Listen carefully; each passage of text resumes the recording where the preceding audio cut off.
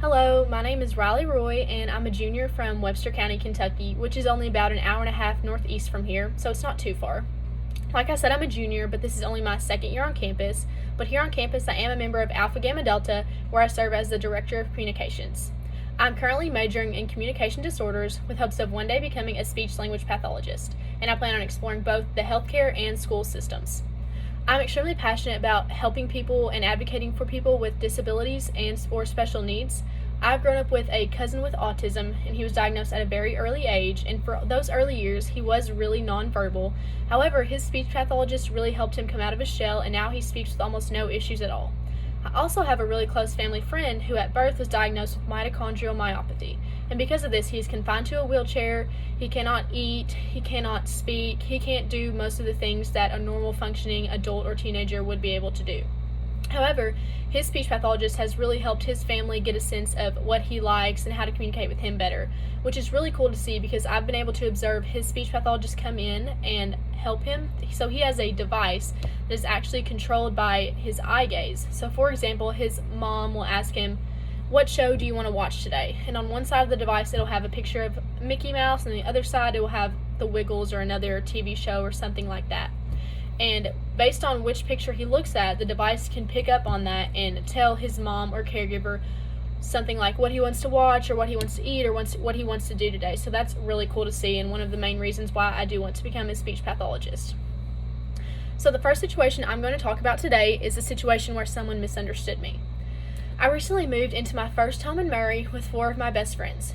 And fortunately for me, my big cousin lives right in my backyard, basically. So on move-in day, he had called me and asked, "Do you need any help getting anything together or any help moving in?" And my response was, "We have some heavy boxes to move in." I was in a rush and I wasn't thinking very clear, and I realized now that that response was extremely vague. So he interpreted my message as saying, "No, I don't want your help." And this is what he told to my grandmother, that I had said I didn't want his help. So I then received a not so nice phone call from my grandmother. I explained the situation to her, and she told me that I needed to call him and tell him too, which I immediately did. I called him, I explained myself, and I apologized for the confusion and asked him if he would come help, and he did.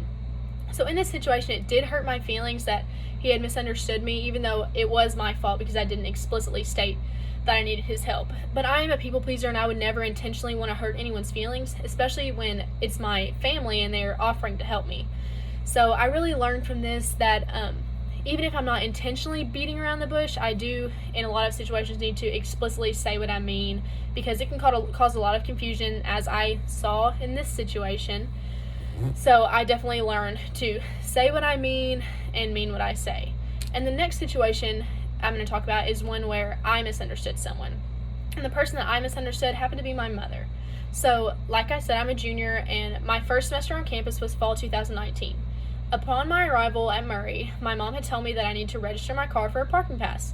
And I don't know why, I just assumed that she was meaning that she was going to do it for me, because she is an employee of Murray State, and sometimes she will take care of my small things because she says it's easier than me asking her a ton of questions. So I thought this would just be another one of those small things that she might take care of. However, I quickly learned that that was not the case, because on the second day of classes, I received an email of a parking ticket. So I called my mother in a panic, and I was like, "Mom, what's going on? I thought you said you were registering my car." And she was like, "I told you to register your car." So we went back and forth for a while of, I thought this, well, you thought this, well, I said this. And of course, that got us nowhere, just arguing for no reason. So finally, I said, "Mom, I'm sorry, I misunderstood you." And of course, as mothers do, she lectured me about taking more responsibility for myself, which since then I've definitely learned how to do that. And she made me pay my own ticket, which fortunately for my broke college freshman self, it was only $15, so it wasn't that big of a deal.